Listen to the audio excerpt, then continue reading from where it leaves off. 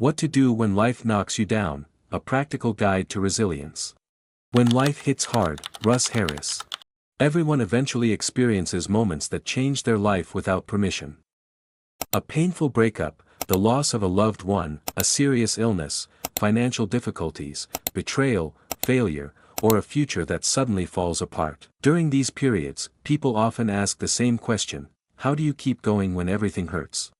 In When Life Hits Hard, Russ Harris offers a powerful answer. He argues that resilience is not about avoiding pain, suppressing emotions, or pretending everything is fine. It is about learning how to move forward even when life becomes incredibly difficult. Most people grow up believing a comforting myth. The myth says that if we make good decisions, work hard, treat others well, and plan carefully, life will eventually become stable and predictable.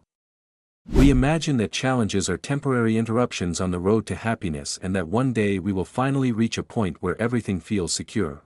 Reality rarely follows that script. At some point, every person encounters experiences that cannot be solved quickly or neatly. There are moments when no amount of effort can immediately remove the pain. A relationship ends despite our best intentions. A diagnosis changes everything. A dream collapses. Someone we love disappears from our life. Suddenly, the future we expected no longer exists. This is where Russ Harris begins. The central message of When Life Hits Hard is that suffering is not evidence that life has gone wrong. It is part of being human. The real challenge is not how to avoid pain, because that is impossible, but how to respond to pain in a way that allows us to keep living meaningfully. Harris is best known for his work with acceptance and commitment therapy, often called ACT. Unlike approaches that focus primarily on eliminating difficult emotions, ACT teaches people how to change their relationship with those emotions. This distinction is crucial. Many people spend enormous amounts of energy fighting their inner experiences. They struggle against anxiety, sadness, anger, grief, fear, guilt, or disappointment. They believe that if they can somehow eliminate these feelings, they will finally be able to move forward. The problem is that emotional pain does not work that way. The harder we fight certain emotions, the stronger they often become. Imagine trying to push a beach ball underwater. For a while, you can keep it beneath the surface, but doing so requires constant effort. Eventually the ball bursts back up with even greater force. Harris uses similar examples to explain why emotional avoidance often creates additional suffering. Painful thoughts and feelings are not the enemy. The struggle against them often becomes the bigger problem. One of the book's most important lessons is the concept of acceptance. This word is frequently misunderstood. Acceptance does not mean liking a situation. It does not mean approving of injustice, surrendering to hardship, or giving up on change. Acceptance means acknowledging reality as it currently exists. If someone has lost a loved one, acceptance means recognizing that the loss has happened. If someone is experiencing anxiety, acceptance means acknowledging the presence of anxiety instead of pretending it is not there. Acceptance is not passive. It is practical. Only when we stop arguing with reality can we begin responding to it effectively. Harris explains that many people become trapped in what he calls emotional fusion. They become so entangled with their thoughts that they treat every thought as a fact. A person thinks, "I am a failure," and immediately believes it. A person thinks, "I will never recover," and treats that prediction as certainty. A person thinks, "everything is ruined," and experiences the thought as objective reality. The mind constantly generates stories, predictions, judgments, and interpretations. Some are helpful, many are not. One of the most valuable skills Harris teaches is learning to observe thoughts rather than automatically obeying them. A thought is not necessarily a fact. A fear is not necessarily a prophecy. An emotion is not necessarily a command. This simple realization creates psychological space. Instead of being controlled by every mental event, people learn how to step back and choose their response. Another major theme of the book is the distinction between pain and suffering. Pain is unavoidable. Suffering often emerges from the ways we respond to pain. For example, grief is painful because something valuable has been lost. However, additional suffering may arise when a person tells themselves they should not feel grief, that they should already be over it, or that their emotions are a sign of weakness. The original pain may be unavoidable. The extra layers of judgment and resistance are not. Harris encourages readers to treat themselves with the same compassion they would offer a close friend.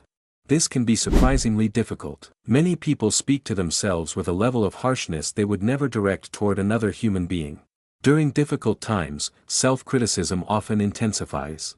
People blame themselves for struggling. They compare themselves to others. They interpret normal emotional reactions as personal failures. The book argues that compassion is not weakness. It is a source of resilience. People recover more effectively when they support themselves rather than attack themselves. Another powerful idea involves values. When life becomes overwhelming, people often focus exclusively on what they are trying to avoid. They want less pain, less fear, less uncertainty, and less discomfort. While these goals are understandable, they do not provide direction. Values provide direction. Values answer a different question. Instead of asking what you want to escape from, they ask what kind of person you want to be. Do you want to be courageous, honest, loving, responsible, resilient? Even in the middle of hardship, these values remain available. A person experiencing grief can still act with kindness. A person experiencing fear can still act with courage. A person experiencing uncertainty can still act with integrity. This insight becomes one of the most empowering parts of the book because it shifts attention away from circumstances that cannot always be controlled and toward actions that can. Life may not always cooperate with our plans. Our values can still guide our behavior. Throughout the book, Harris repeatedly emphasizes that resilience is not about becoming invulnerable. Many people imagine resilient individuals as people who never feel fear, sadness, anxiety, or doubt. In reality, resilient people experience these emotions just like everyone else. The difference is that they do not allow those emotions to completely determine their actions. They make room for discomfort while continuing to move toward what matters. As the book progresses, it becomes clear that recovery is not a destination where pain disappears forever. Recovery is an ongoing process of adapting, learning, and reconnecting with life despite uncertainty. Some wounds leave permanent marks. Some losses never fully stop hurting. Some questions remain unanswered. Yet meaningful lives can still be built in the presence of these realities. Toward the end of the book, Harris offers a perspective that feels both realistic and hopeful. Difficult experiences often change people. They may never return to exactly who they were before. But change does not necessarily mean damage. Sometimes people become stronger. Sometimes they become wiser. Sometimes they develop greater empathy, deeper relationships, and a clearer understanding of what truly matters. The hardship remains part of their story, but it no longer controls the entire narrative. The final lesson of When Life Hits Hard is that resilience is not found in avoiding life's storms. It is found in learning how to walk through them. You do not need to eliminate fear before taking action. You do not need to remove sadness before reconnecting with life. You do not need to wait until everything feels perfect before moving forward. What matters is the willingness to keep taking meaningful steps, even when the road is difficult. Because life will eventually knock everyone down. The people who thrive are not the ones who never fall. They are the ones who learn how to get back up, carry their pain with dignity, and continue moving toward a life that matters.